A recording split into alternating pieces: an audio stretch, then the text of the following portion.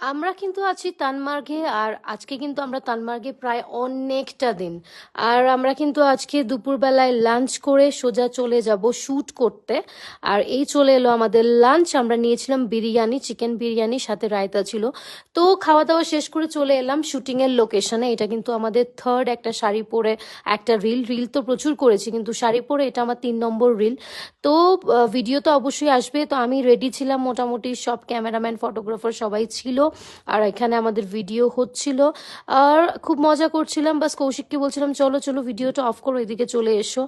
আর আমি একটু ডান্সের মুডে, একদম রোমান্টিক মুডে এসে কৌশিককে জড়িয়ে ধরেছিলাম। যাই হোক, তারপর কিন্তু আমাদের শ্যুট প্রায় মোটামুটি শেষ। আমাদের কার চলে এসছে, এবার কিন্তু কারে আমি উঠে পড়বো, কৌশিকও উঠে পড়ছে। আর ওখান থেকে কিন্তু সোজা আমাদের রেন্টেড হাউস যেটা, ওটাতে আমরা চলে যাচ্ছি।